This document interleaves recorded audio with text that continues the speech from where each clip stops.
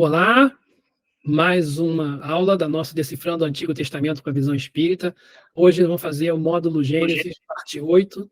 Vamos terminar o estudo do livro da Gênesis. E aí, vamos falar de Esaú, de Jacó e de José. Hoje, dia 1º de abril, segunda-feira de 2024. Então, gente, né, como eu sempre falo, né, o nosso estudo é feito à luz da doutrina espírita, codificada por Kardec. Nós não temos nenhuma intenção de brigar com ninguém, de estabelecer controvérsia teológica ou discutir interpretação com outra religião. O que a gente faz aqui é somente ler o Antigo Testamento e ver o que a doutrina espírita fala a respeito. Tá? Hoje nós vamos falar, né, o Gênesis, o livro é o livro dos princípios, ele fala do começo do mundo, do homem e da nação hebraica. E aí, ele fala lá da criação, do dilúvio, de Abraão, de Isaac, e nós estamos falando agora de Jacó e José, Esaú, Jacó e José. Essa é a nossa parte agora. Então, nosso objetivo é a gente falar da história de Esaú e de Jacó. Vamos falar da origem das 12 tribos de Israel. E também vamos falar de José, né, o governador do Egito.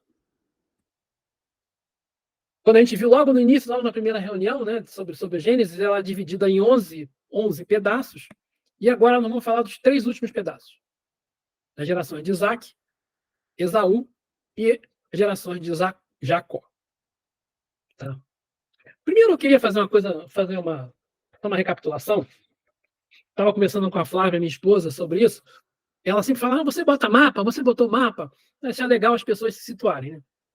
Então eu achei esse mapa aqui, que eu achei super interessante, porque ele mostra, né, a jornada de Abraão. Né? Abraão ele estava lá em Ur, que fica na Mesopotâmia, na Babilônia. Né? Tem o rio Tigre e o rio Eufrates. Olha, Ur fica bem aqui na pontinha. E aí ele saiu, né, da Babilônia e foi em direção ao Egito, mas ele fez esse caminho aqui. Se a gente for lendo lá na Bíblia, né, vai ver o caminho que Abraão fez. E aí a gente vai ver, né, a Babilônia está aqui, Canaã está aqui, onde é o destino final de Abraão, Gaza, né, toda hora a gente fala hoje, vivemos aí, né, a invasão lá de Gaza, e o Egito está aqui. Então, para a gente se situar, o que estava acontecendo ali naquela época, né? E aí, aqui a rota que Abraão fez, e essas linhas em verde aqui são estradas que aconteciam por aqui, que existiam por aqui. Achei interessante a gente se situar, né? Aqui é o Grande Mar, é o Mar Mediterrâneo. Então, foi por onde Abraão passou. Tem lá Canaã, tem Berseba, tem Gaza, tem Zoé. Essas cidades todas, essas localidades todas aparecem na Bíblia. Nippur, né? Então a gente vai ver que, se você Alepo, tudo isso aparece lá na Bíblia. Eu achei interessante para situar a gente. Então nós vamos falar agora, né, desses personagens aqui. Isaac, Jacó, Esaú, e de Jacó vai dar origem às 12 tribos. Então, essas gerações, né, de Isaac ali, mas já falar do nascimento de Esaú, de Jacó, que é bem interessante. Vai mostrar como que Esaú, que era o primogênito, como que ele cede o seu direito de primogenitura para Jacó. Aí vai ver as promessas de aliança que são feitas para Isaac. Vai ver uma trapaça que Jacó faz para obter uma bênção de Isaac. E depois Jacó é abençoado em uma terra estranha, nós vamos ver isso também. Jacó é enviado para Labão. Labão era irmão de Rebeca, esposa de Isaac. E depois vamos ver a história lá do anjo que aparece para ele lá. Não vou continuar mais sobre isso. Mas logo no iniciozinho, no capítulo 25, versículo 19, quando começa o ciclo de Isaac e Jacó, ele começa no versículo 25, no capítulo 25, versículo 19. E ele começa ali. Isaac tinha 40 anos quando se casou com Rebeca, filha de Batuel, o arameu, de Padã Aram, irmã de Labão, vamos falar de Labão mais lá na frente, o arameu. Então, 40 anos. Lembra que eu falei com vocês o negócio dos 40 anos, da gestação? Lembra? 40 semanas, né? Esse 40 anos, ele aparece um monte de vezes. Sempre 40 anos Vai ver que vários personagens aqui têm 40 anos quando acontecem as coisas com eles. Né? Então, o Esaú, lá no capítulo 26, no versículo 34, ele também se casa com 40 anos. Esaú é filho de Isaac. Então, Isaac implorou para Yahvé por sua mulher, porque ela era estéril. Yahvé ouviu e sua mulher, Rebeca, ficou grávida. Então, esse negócio da esterilidade eu fui correr atrás, porque Sara, esposa de Abraão, era estéril. Rebeca era estéril. Raquel, lá na frente, também era estéril. As mães de Sansão e de Samuel também eram estéreis.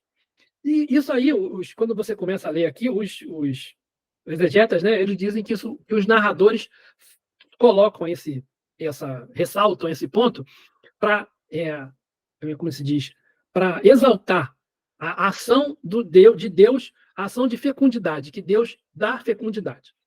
Então, o 40 anos aparece várias vezes, a mulher que não consegue, que é estéril, aparece várias vezes, e é interessante que não aparece nenhuma vez assim, o homem velho, mas a mulher estéril aparece mais vezes do que o homem. O homem estéril não aparece, né? Uma história bem patriarcal mesmo. E aí, o nascimento de Esaú e Jacó. Ora, ela ficou grávida, né? A Rebeca ficou grávida. Aí as crianças dentro dela lutavam. E ela fala assim, gente, se é assim, para que viver? E aí ela foi conversar com Deus. E Deus lhe disse, há duas nações em teu seio, dois povos saídos de ti, se separarão, e um povo dominará um povo. O mais velho servirá ao mais novo. Então, uma premonição, né? uma profecia. E na barriga da mãe, embrião, Esaú e Jacó já brigavam. Olha só que coisa interessante, né? E esses dois povos aí que eles estão falando, né? Esses dois povos são os edomitas. Aqui. O Esaú vai dar origem aos edomitas e Jacó vai dar origem aos israelitas. E o que acontece? Né? Eu fui buscar também isso.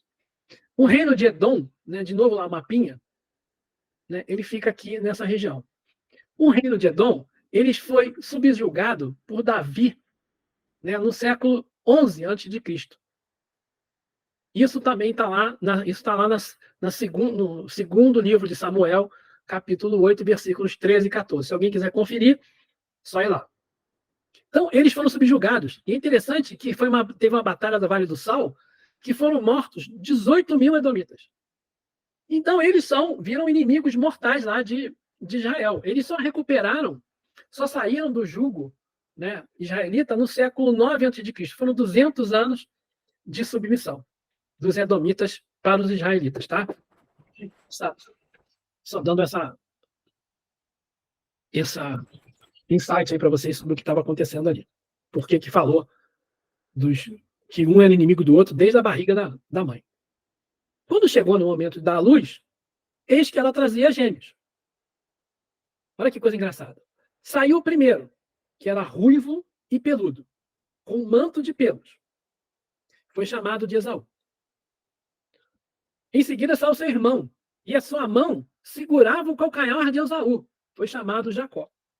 Então Jacó brigava com Esaú dentro da barriga da mãe, e quando nasceram os gêmeos, ele saiu segurando o calcanhar, já querendo dar uma rasteira. Não vai na frente, não. Não vai na frente, vou te segurar aqui. Né? E é engraçado que Esaú significa pelo ou ruivo, que é o nome dele.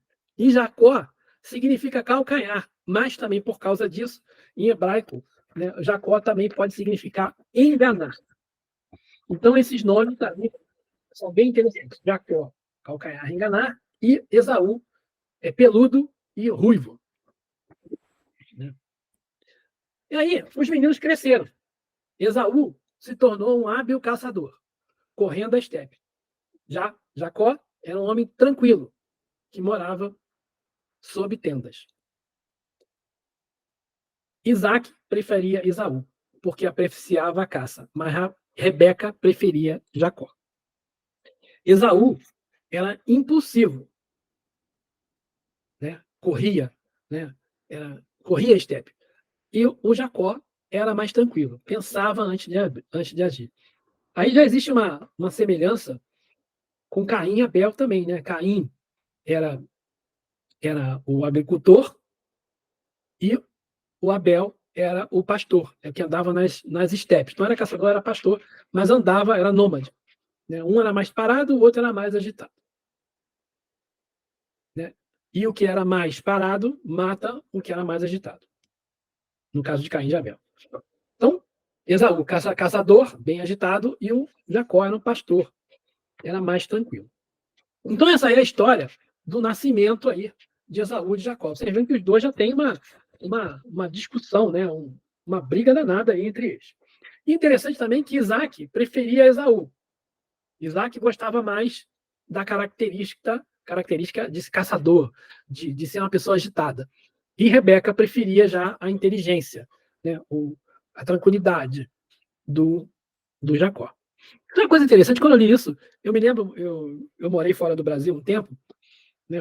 Morei em Singapura, aí eu tinha uma secretária, e aí eu mostrei as fotos dos meus filhos para ela, ela perguntou, qual é o seu filho preferido? Eu falei, não tem preferido, os três são iguais. Não, tem que ter um preferido. Aí eu falei, você tem? Não, eu tenho um filho preferido. Tem um filho que tem mais afinidade comigo, tem outro que tem mais afinidade com o pai. E eu não entendia isso, né? Mas isso é uma coisa que existe. Eu não sei vocês têm filhos preferidos? Ou a gente prefere tudo igual? Eu acho que é tudo igual. Eu só tenho um, então ele é meu preferido. Esse é o preferido. Eu tenho um único. Mas eu tenho três. Né? Para mim são iguais. Tudo igual, né? O negócio de ser preferido. Achei muito estranho. Tem momentos que você dá mais atenção a um porque ele precisa de mais atenção. Depois é o outro. Quando não precisa, são todos iguais. Exatamente, é isso aí.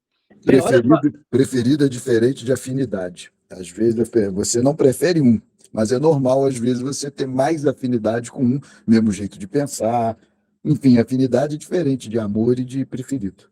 Mas a expressão que ele usa aqui, né, que está na Bíblia, é que Isaac preferia Esaú e Rebeca preferia Jacó. Esse é o texto literal que está ali, está em todas as Bíblias, está assim.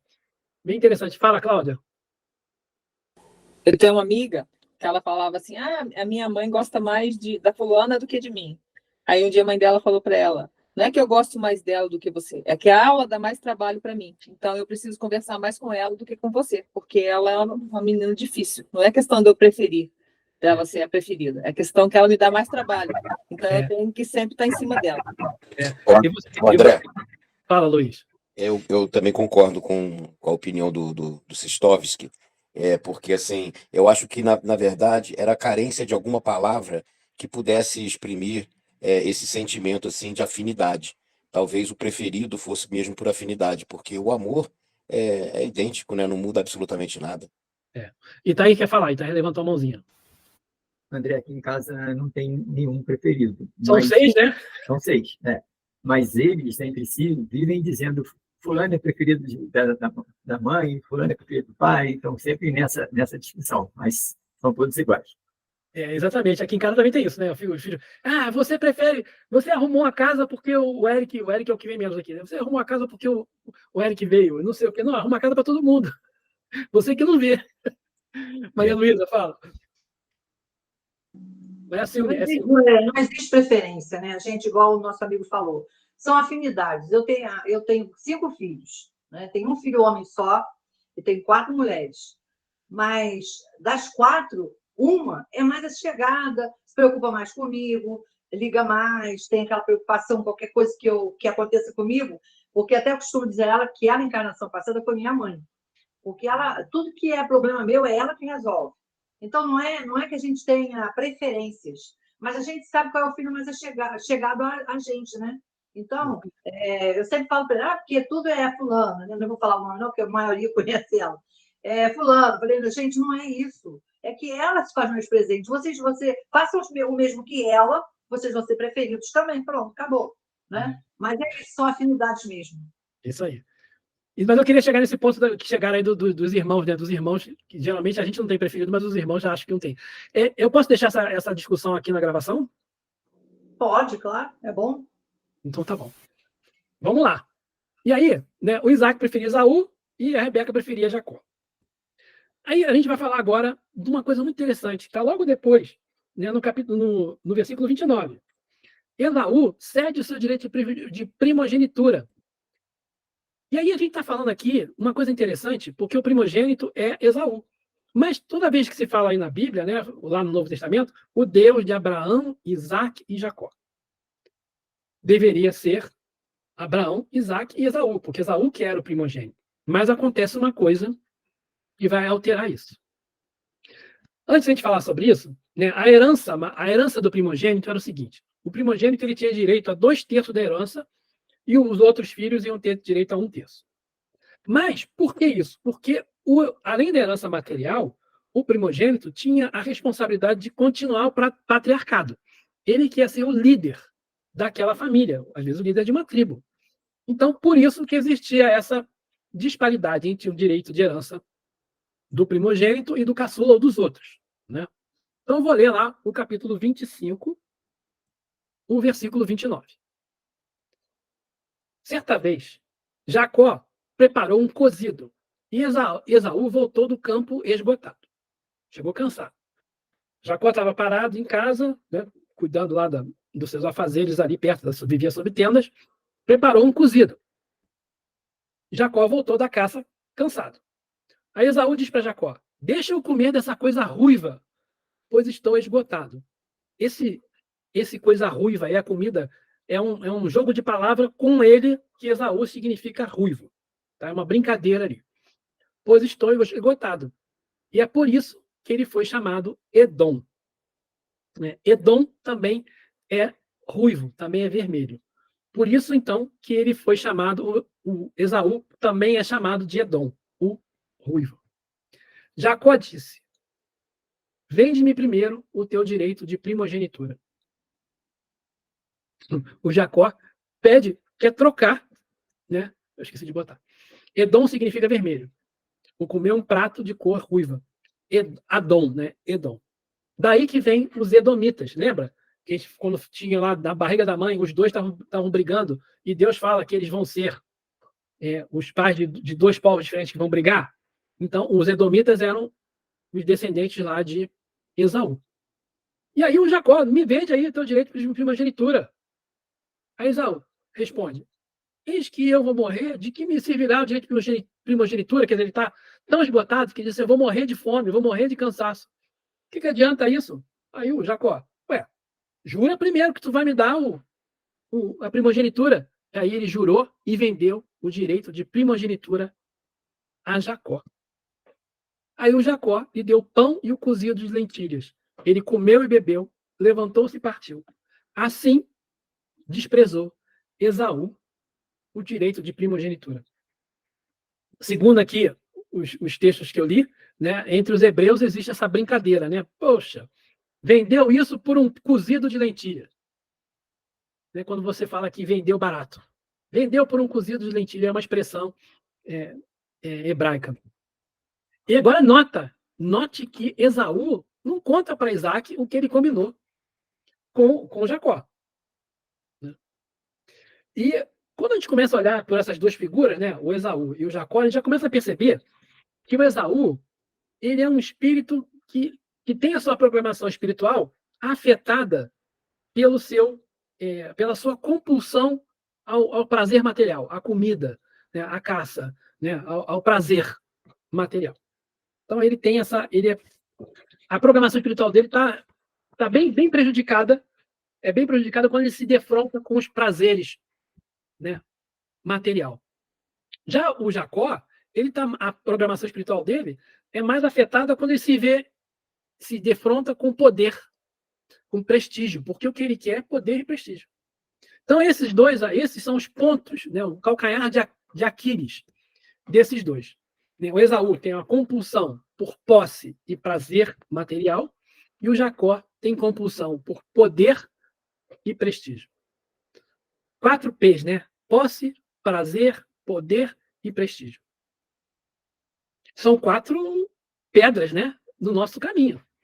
Porque quantas vezes a gente troca o que mais importa por posse, por prazer, por poder ou por prestígio? Olha só que coisa interessante. E aí você se pergunta, quem que era mais ardiloso, Jacó ou Esaú? Todos os dois. Todos os dois ali tinham um interesse por trás. Né? Todos os dois tinham interesse por trás. Vamos guardar isso aí, essa informação. Lá na frente a gente vai falar mais um pouquinho sobre isso. Posse, prazer, poder e prestígio. Andando para frente, né, existe essa venda da primogenitura, mas depois eles precisam receber a bênção de Isaac, porque Esaú não contou para Isaac. Não contou para Isaac. E depois Jacó conta para a mãe. Mas Esaú não contou para Isaac.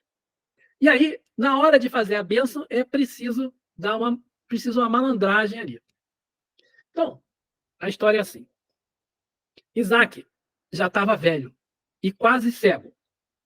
E ele pede para Esaú sair para caçar e preparar um bom prato. Então, o Isaac gostava também de comida, de caça. Tinha muita afinidade, como o Marcelo falou, com o Esaú. E aí, ele fala assim. Ele chamou o filho mais velho, Esaú, e falou, meu filho. Ele respondeu, sim. Veja, estou velho e não conheço o dia da minha morte. Agora toma as tuas armas, tua aljava, teu arco, sai no campo e apanha-me uma caça. Faz-me um bom prato, e como eu gosto, e traz para mim, a fim de que eu coma minha alma e te abençoa antes que eu morra. Então ele fala, ó, prepara um bom prato, eu vou te abençoar. Ora, Rebeca ouvia enquanto Isaac falava com seu filho Esaú. E Esaú foi para o campo apanhar a caça. Rebeca chamou Jacó e falou, ouvi teu pai dizer para o teu irmão Esaú, traz-me uma caça e faz-me um bom prato. Agora tu me ouve e faz como eu te ordeno. Vai no rebanho e traz de lá 2 belos cabritos e prepararei para teu pai como um bom prato, do jeito que ele gosta. Tu os apresentarás ao teu pai e ele comerá a fim de que te abençoe antes de morrer. Ele já estava cego. E aí a Rebeca, manipuladora, faz isso lá. E o Jacó, oportunista. Aí o Jacó diz para a mãe, vê, meu irmão é peludo e eu tenho a pele muito lisa. Talvez meu pai me apalpe, verá que zombei dele e atrairei sobre mim a maldição em lugar da bênção. Mas sua mãe lhe respondeu, caia sobre mim a tua maldição, meu filho. Obedece-me, vai e traz os cabritos. Aí ele foi lá, buscou, a Rebeca pegou as roupas de Esaú e deu para ele ficar com o cheiro de Esaú. Com a pele de cabrito, ela cobriu os braços dele e a parte lisa do pescoço. Depois colocou o prato e o pão que prepararam nas mãos do seu filho Jacó. Aí Jacó foi para o pai. Foi para o pai e fala, meu pai, eu sou Esaú, seu primogênito, fiz o que você me ordenou. Levanta, por favor, assenta e come da minha caça, a fim de tua alma me abençoe. Aí Isaac fala, pô, como é que você encontrou rápido, depressa? Chega perto de mim para eu poder passar a mão e apalpar você. Ele vai lá e apalpa, sente o pelo do coisa. Olha, a voz é de Jacó, mas os braços são de Esaú. Ele não reconheceu porque os braços estavam com pelo, né? E ele fala assim, tu é meu filho Esaú? Aí o Jacó responde, sim. Aí Isaac pediu, me serve para que eu coma da caça do meu filho. Aí depois que ele come, o Isaac beija o Jacó, achando que era Esaú, e abençoa. Abençoa assim. Sim, o odor do meu filho é como o odor do campo fértil. Que Deus abençoe. Que Deus te dê o orvalho do céu, a gordura da terra, trigo e vinho em abundância. Que os povos te sirvam, que as nações se prostrem diante de ti. Seja um senhor para teus irmãos, que se prostrem diante de ti os filhos de tua mãe. Maldito seja quem te amaldiçoar, bendito seja quem te abençoar. Então, ele rouba, Jacó rouba a bênção de Isaac. Aí o Esaú chega, quando descobre, chega lá, vê que foi enganado. Aí o Esaú pede também uma bênção. Aí eu falo, mas pai, por que você fez isso, pai? Eu já dei a benção para ele, desculpa, ele me enganou, eu dei para ele, não posso desfazer, não é assim que funciona. Aí ele começa a chorar, me dá uma bênção, me abençoa também. Aí o Isaac abençoa o Esaú. Longe das gorduras da terra será a tua morada. O outro, ele fala, que o orvalho do céu é a gordura da terra, trigo e vinho em abundância. Esse ele para Esaú, longe da gordura da terra será a tua morada, longe do orvalho que cai do céu, tu viverás de tua espada, servirás ao teu irmão, mas quando te libertares, sacudirá seu jugo de tua cerviz. Aí o Esaú passou a odiar a Jacó, porque a bênção de Isaac para Esaú parece mais uma maldição, né? Não é uma bênção. E aí Esaú jura Jacó de morte. Olha só que coisa interessante. Olha que situação entre dois irmãos, hein? Aí você tem os dois irmãos, né? Esaú e Jacó. Você tem Isaac e Rebeca. Ali mexendo, manipulando tudo, uma manipulação, quer dizer, uma família, como é que a gente fala hoje em dia? Uma família bagunçada. Tem uma palavra para isso, estou me fugindo da palavra aqui. Então, assim, essa família não está organizada. É uma família bagunçada. Disfuncional. Disfuncional, muito obrigado. Uma família disfuncional, não é isso? Acho que é isso, né? Vamos para frente. Bom, Isaac, ele vai para Gerara. E aí, um monte de gente vai para Gerara, aparece esse negócio de Gerara. E aí eu queria saber onde é que esse Gerara ele fica aqui, ó. Alguns lugares fala Gerar. Né? É perto de Gaza. Esse é um lugar bem interessante. E aí eles vão achar quando ele vai para Gerar, acontece de novo aquela mesma história de Abraão. Ele chega lá, a esposa dele, que é a Rebeca, é bonita, e ele fala: ó, eu vou chamar ela de irmã, para não matem ele. De novo, repete a mesma história de Abraão. Então, Abraão faz com a mãe de Isaac, e Isaac faz com a mãe de Jacó e de Esaú. Bom, e aí, lá no capítulo 28, o Isaac manda Jacó para Labão. Labão é irmão de Rebeca. E aí, manda ele para lá para ele poder arrumar uma esposa. O Jacó se apaixona por Raquel. Né? 28:5. Foi para Labão. Se apaixona por Raquel. Só que quando ele chega lá, Labão, que é outro malandrão, ele fala: não, para você quer ficar com Raquel, Raquel é a irmã mais nova. Você tem que ficar primeiro com a Lia. Eu tenho que primeiro casar a Lia. Senão a irmã mais nova, como é que eu vou casar a irmã mais nova? Eu não vou casar a irmã mais velha. Aí, tá bom, eu caso com a Lia. Depois eu caso com a Raquel. Não, tu tem que trabalhar para mim 7 anos. Aí o Jacó trabalha para Labão 7 anos, depois casa com a Lia. E aí tem também uma enrolação aí, uma enganação aí. Ele não sabia direito que ia ser com a Lia. Ele só descobre que tem que casar com a Lia só na hora de casar. Ele achava que ia casar com a Raquel. Depois ele tem que trabalhar de novo mais 7 anos para depois casar com a Raquel. Então, eu tirei aqui, repeti. Então, que situação, né? Aí você vê, o Jacó engana o Esaú, e depois ele é enganado por Labão. Ação e reação.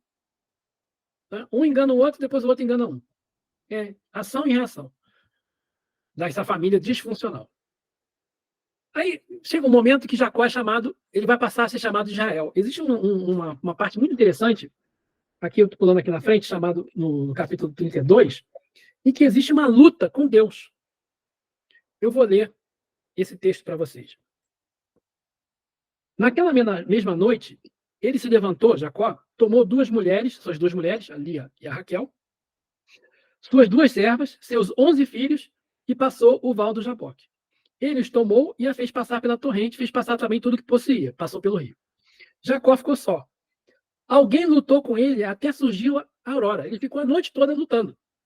Vendo que não dominava, tocou-lhe na articulação da coxa, e a coxa de Jacó se deslocou enquanto lutava com ele. Então esse que está lutando com ele, deslocou a coxa com ele, a coxa de Jacó.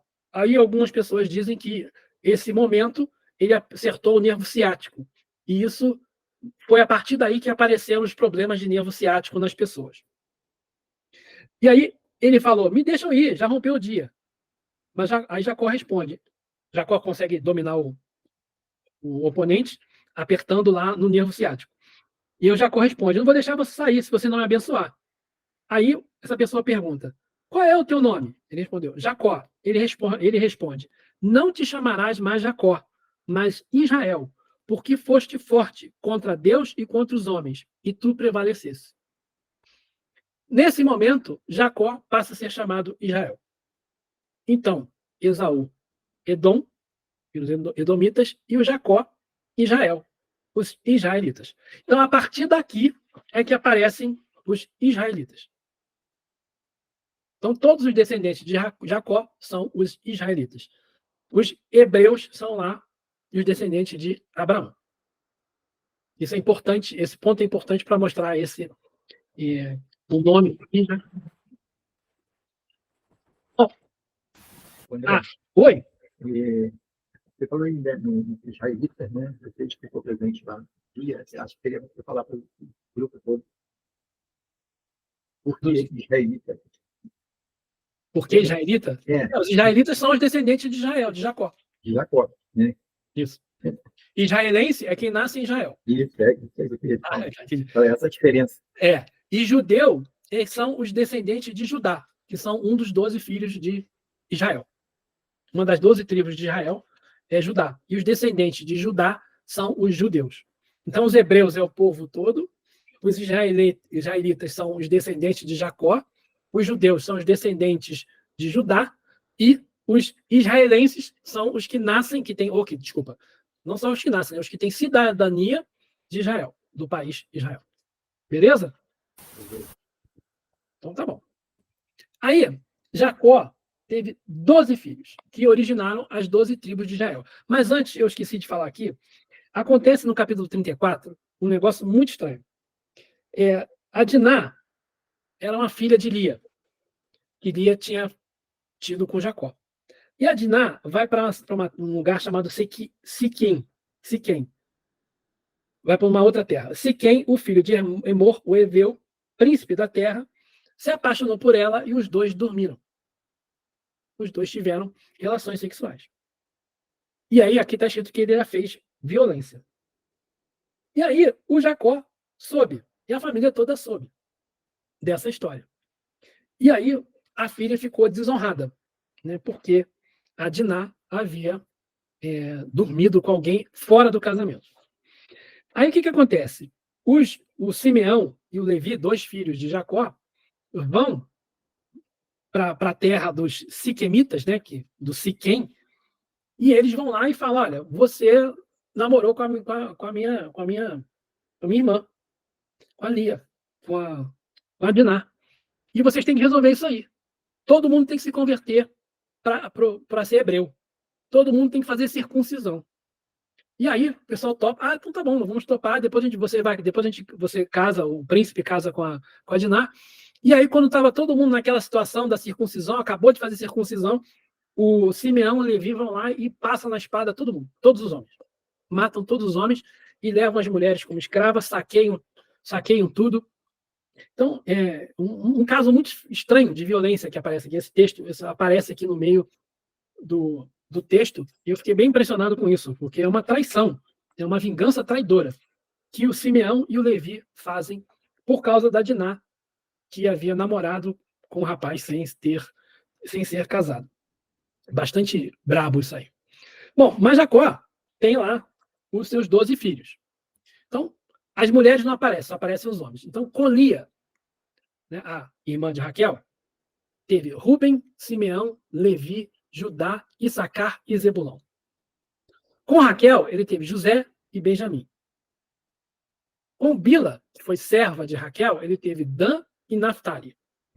E com Zilpa, serva de Lia, Cade e Aser. Esses são os 12 nomes, né? Ruben, Simeão, Levi, Judá, Issacar, Zebulão, José, Benjamim, Dan, Naftali, Cade e Aser, são os 12 nomes das 12 tribos de Israel. Tá? Então, como eu estava falando, né? Da tribo de Judá saíram os judeus. Levi, os levitas. E aí, assim por diante. Tá?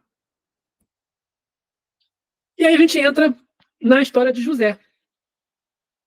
José e seus irmãos. Essa história é super legal. Existe um livro espírita, uma psicografia que eu ia pegar trazendo para vocês, que é parecida, no mesmo estilo do Paulo Estevão, né, que conta essa história de José que está aqui na Bíblia, romanceada, é muito legal. Eu devia ter trazido para vocês, não trouxe. Então, José. Bom, José, esqueci de falar. José é vendido pelos seus irmãos. O que acontece, né? O José, ele teve um sonho, e ele conta o sonho para os irmãos. Ele contou o sonho para os irmãos, vamos lá. Ouve só o sonho que eu tive. Pareceu-me que estávamos amarrando feixes de madeira no campo. Eis que o meu feixe se levantou e ficou em pé, e os vossos feixes o rodearam e se prostraram, ficaram deitados diante do meu feixe. Seus irmãos lhe responderam: você quer por acaso governar-nos como um rei ou dominar-nos como senhor? Eles odiaram ele. E aí ele teve outro sonho. Aí ele falou: parece-me que o sol, a lua e 11 estrelas se prostraram diante de mim. E aí eles ficaram com mais raiva ainda.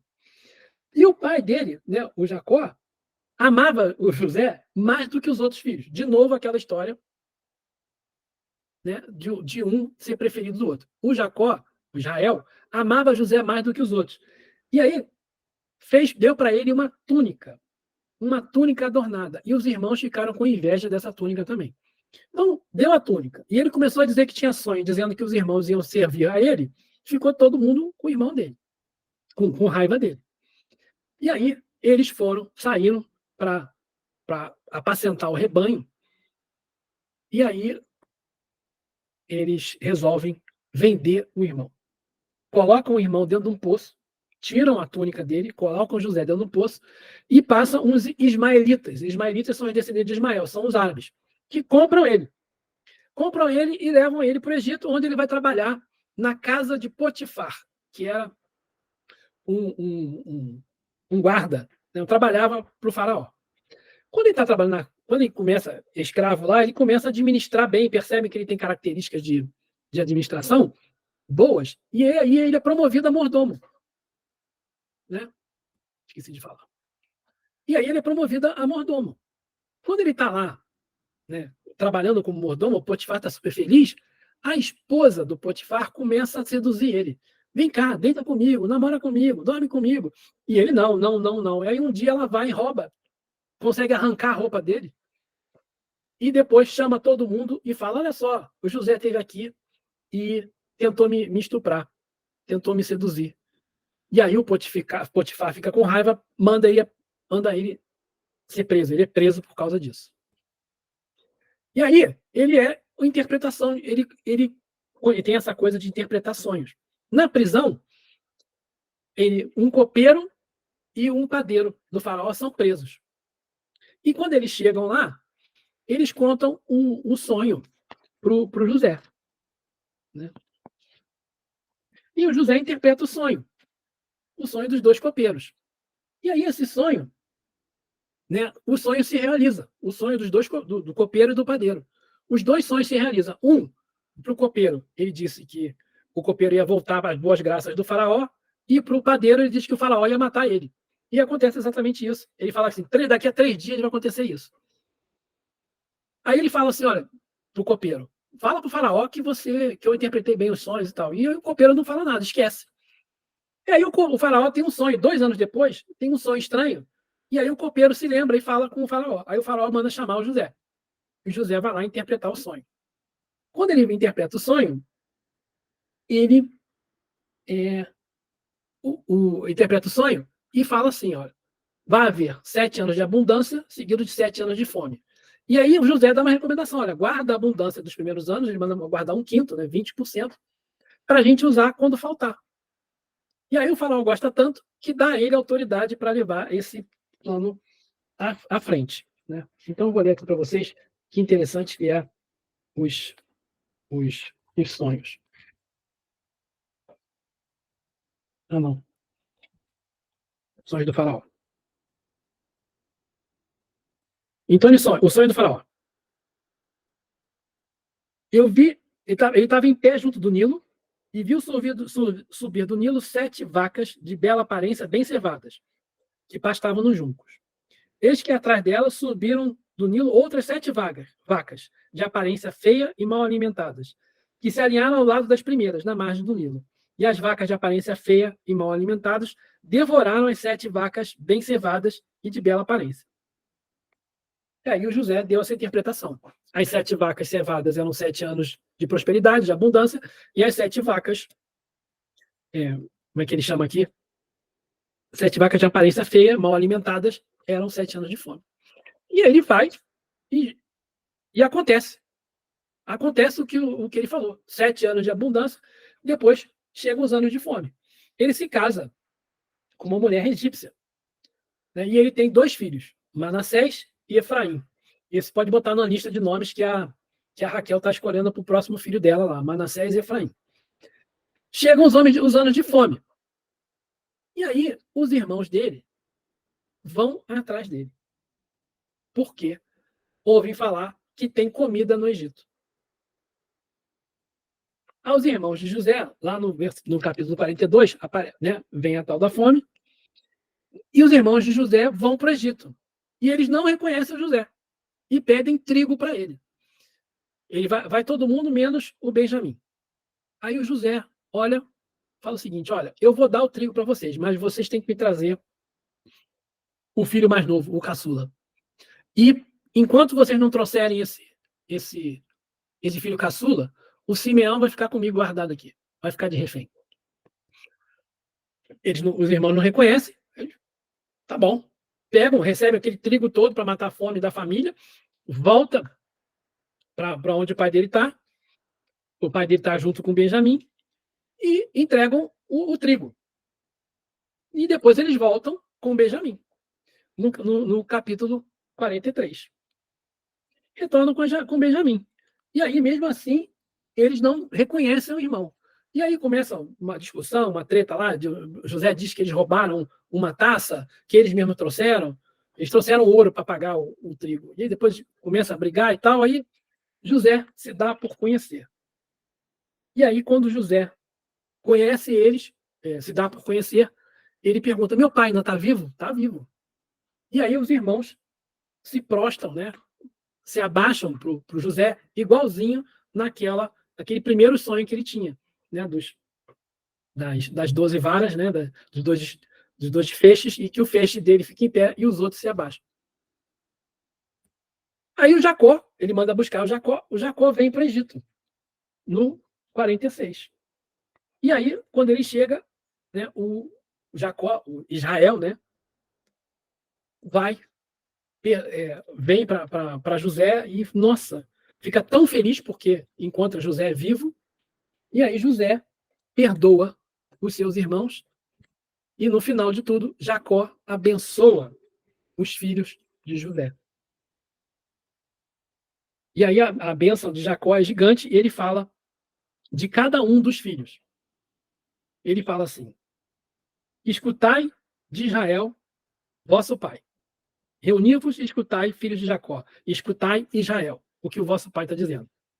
Rúben, tu és o meu primogênito, meu vigor, as primícias de minha virilidade, cúmulo de altivez e cúmulo de força.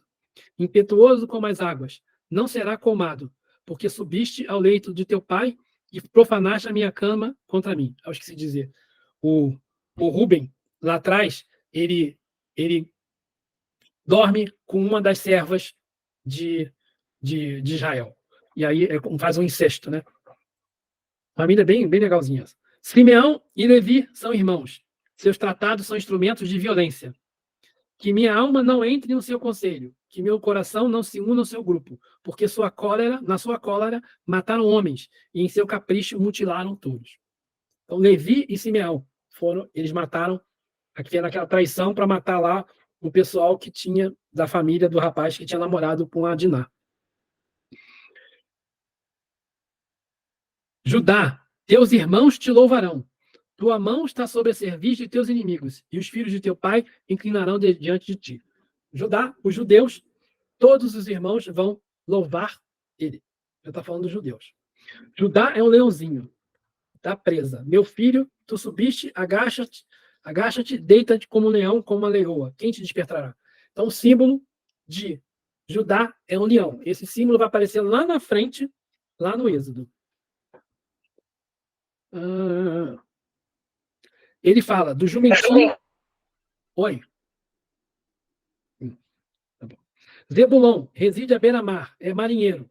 Sob navios tem Sidônia no seu lado. Isacar é um jumento robusto, deitado sobre uma dupla mureta. Dan julga seu povo, como cada tribo de Israel. Gade, guerrilheiros o guerrilharão. E a ele guerreira e fustiga. Aser, seu pão é abundante. Neftali é uma gazela veloz, que tem famosas crias. José é um rebento fecundo perto de fonte, cujas canas ultrapassam o muro. Ele vai falando mais sobre José e fala que Deus o abençoou, que é pastor de Israel, pedra de Israel, e depois Benjamim, que é um lobo voraz. Então, Benjamim, o símbolo também é o lobo. Então, José abençoa todos os filhos de José. E aí acabou o Gênesis. Nós já estudamos tudo. Na primeira reunião, só fazendo uma recapitulação, deixa eu ver se dá tempo, 9:5, rapidinho. A gente estudou a criação, a gente viu que o livro de Gênesis é um livro de relacionamentos, relacionamento de Deus com a natureza, de Deus com o homem e do homem com o homem. Os 11 primeiros capítulos de Gênesis são relatos de uma antiga tradição milenar que conta a origem do povo, do mundo e do homem. Ele é a memória dos capeninos. A história patriarcal é a história de uma família que terminou agorinha. E todos os momentos decisivos do livro da Gênesis é marcado por uma intervenção de Deus. Na segunda parte, a gente falou de Deus criador.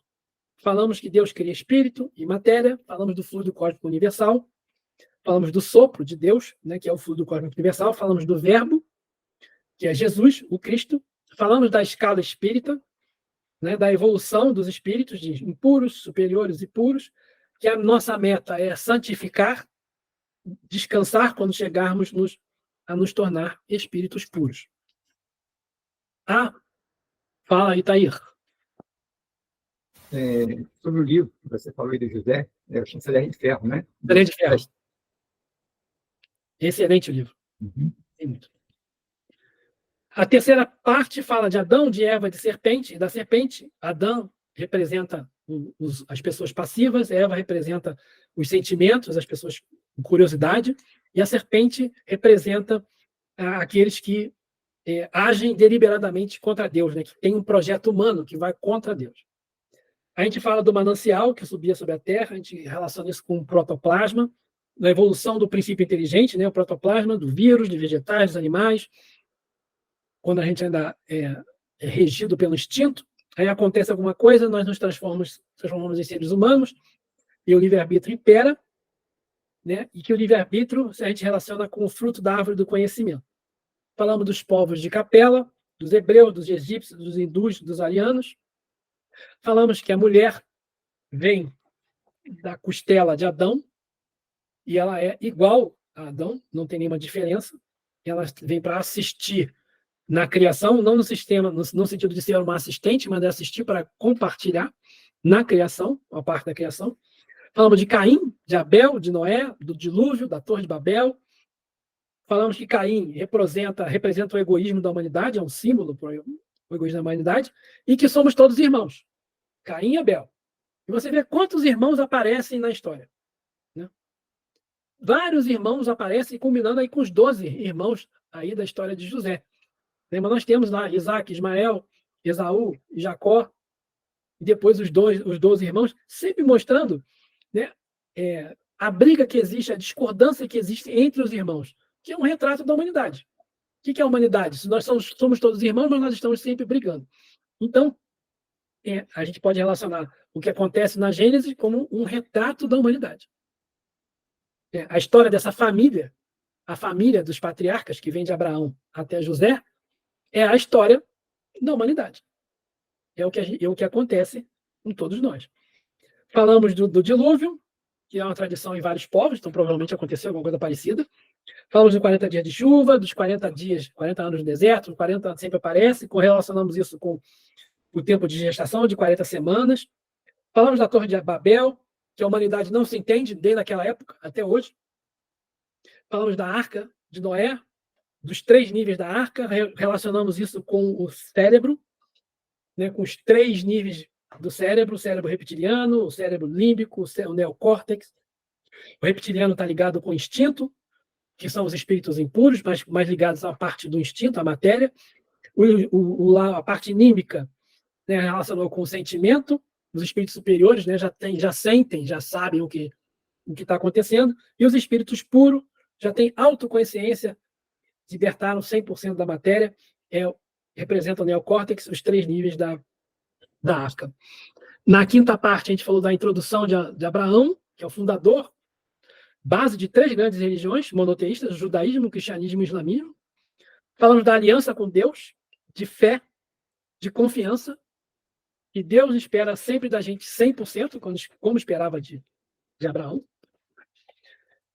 Falamos na parte 7 do ciclo de Abraão, que vivia. Abraão era um patriarca monoteísta numa terra politeísta. Imagina, né, ele falando, só tem um Deus. O quanto de comércio que girava em volta desse mundo politeísta. Quantos deuses, quantos, né, bonequinhos, quantas, não sei, pedacinho de osso, pedacinho não sei o que eram vendidos, qual o comércio que era vendido em torno da adoração de vários deuses. E vem um cara dizendo, não, é um Deus só. Não precisa de nada disso. Né? Abraão depois mostra Abraão muito preso às coisas da terra, ele monta um exército para libertar Ló, paga o dízimo a Melquisedeque. A gente viu que Melquisedeque pode ter sido a aparição de Jesus, lá naquela época. Depois de algum tempo, Abrão vira Abraão, e isso acontece quando ele já está menos ligado às coisas materiais, né? Ele já é promovido de Abrão para Abraão, e a Sarai é promovida a Sara. Os 2 filhos, Ismael e Isaac. Ismael vai dar origem aos árabes, Isaac aos hebreus. A esposa de Ló vira uma estátua de sal. A gente aprende que a gente não deve mais olhar para trás, depois que a gente sai de um problema, passou, não fica remoendo.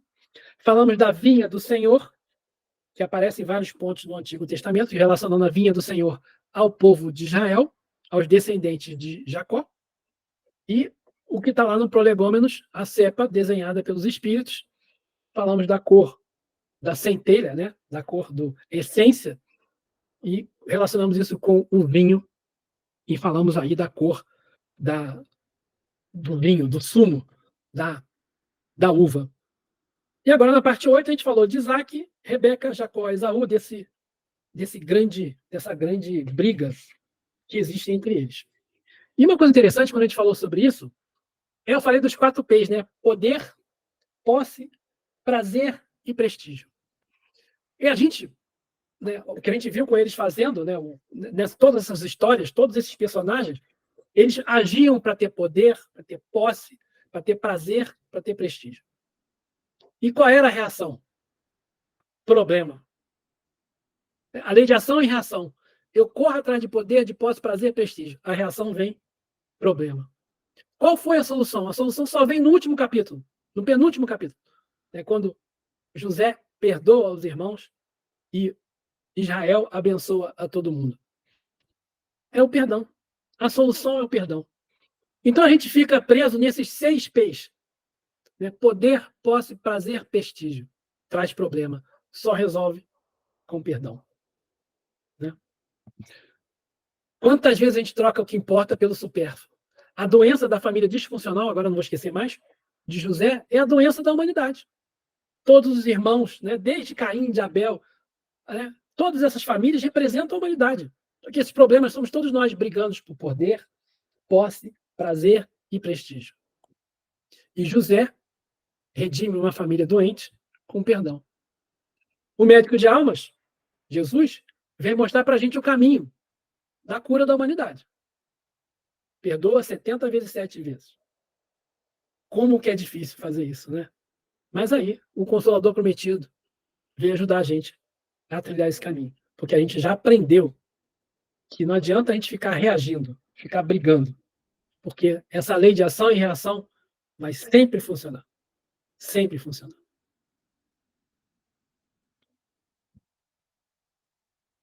Fim da Gênesis, para casa. Começar a ler o Êxodo. Semana que vem vamos entrar em falar de Moisés. Quem puder, ler lá Êxodo capítulo 1 ao 11.